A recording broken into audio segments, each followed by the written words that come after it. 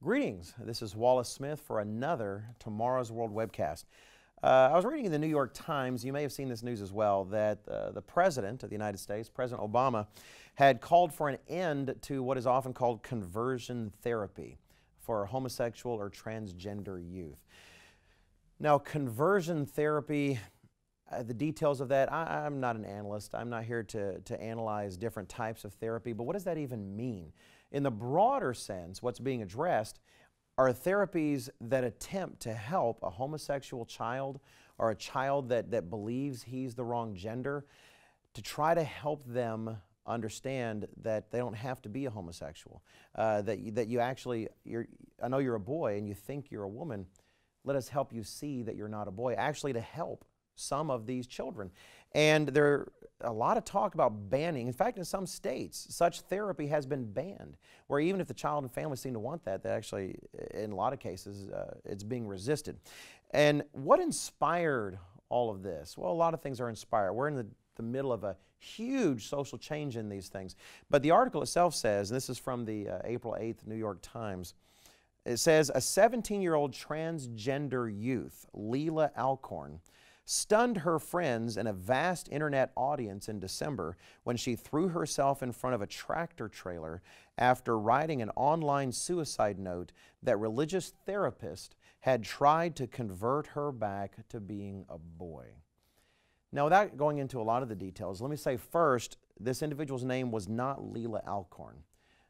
This individual's parents named him Joshua Alcorn. And Joshua Alcorn was a boy who strongly believed that instead he really should be a girl. And the death of Joshua Alcorn really caught my eye because it happened in Cincinnati. And at the time, I was living in Cincinnati.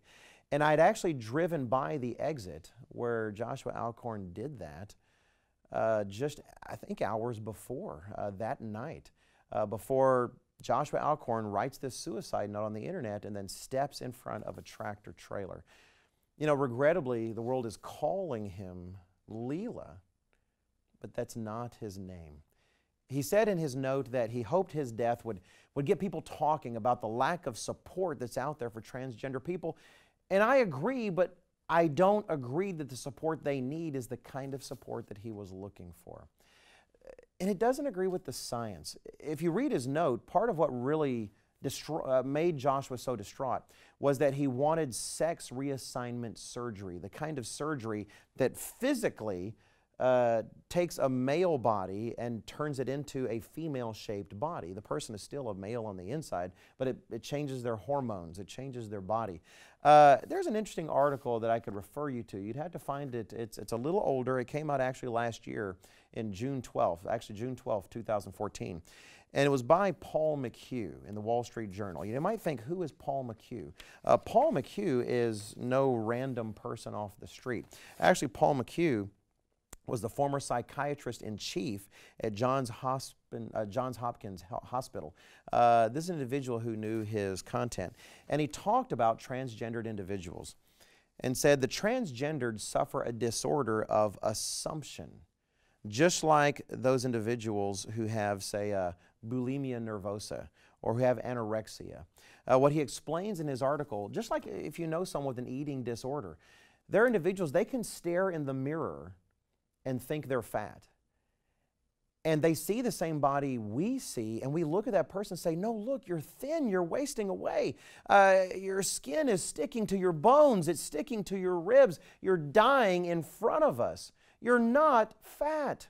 We wish you would just eat something. Is there anything we can do to help? And yet the person in their mind, they see the same body, but they can't help but think of themselves as fat. And deep down, they know that they are overweight, and everyone's testimony doesn't make a difference.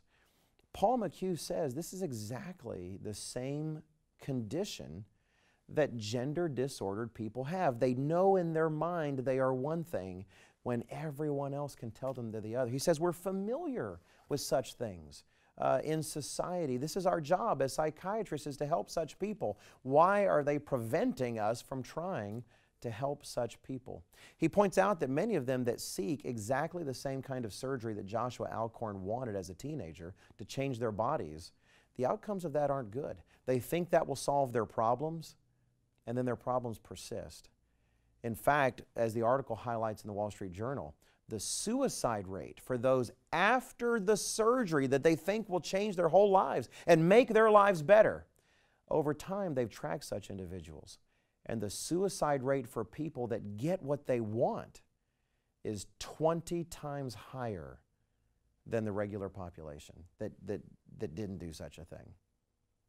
How do we come to such a state where people are so confused, and yet we're actually passing laws saying don't help such people in the way they need to be helped? Believe it or not, you see the answer all the way back in Genesis. In Genesis chapter 1, God took a disordered world and He ordered it. He ordered it by making clear boundaries. He said, light here, darkness here. Day, night. Waters above, waters below. Here's the land, here's the water. Here's animals after their kind. Here's man after my kind. God brought order to disorder by clear boundaries. The final boundary was between good and evil. He said, do this, don't do that. And mankind abandoned that boundary, and ever since then, boundaries have been disappearing. Boundaries He put in place for our good, for our flourishing, for our happiness.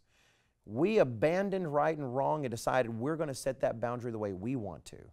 And as a result, all of our boundaries have disappeared. And the result is a culture that has abandoned any stable sense of right and wrong and any kind of divinely established order in the world.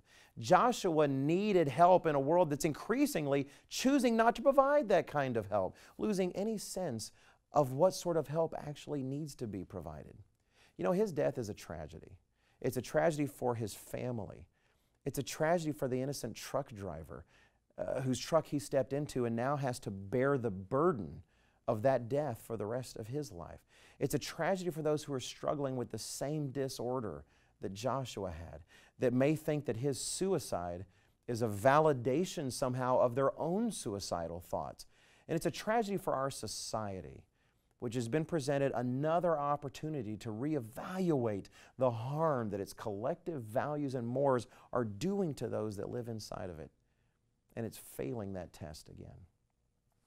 It's a tragedy that our society sees the heartbreaking results of it abandoning biblical, godly norms and standards, seeing the results, and then concluding the only way to solve those problems are to accelerate a constant abandonment of those things, to make it worse instead of better. You know, in his suicide note, Joshua Alcorn wrote 3 haunting words. He said, "Fix society, please." Perhaps the greatest tragedy of all is that society is looking at those words and trying to act on them by learning lessons from lives like his and deaths like his. That's not what makes it a tragedy.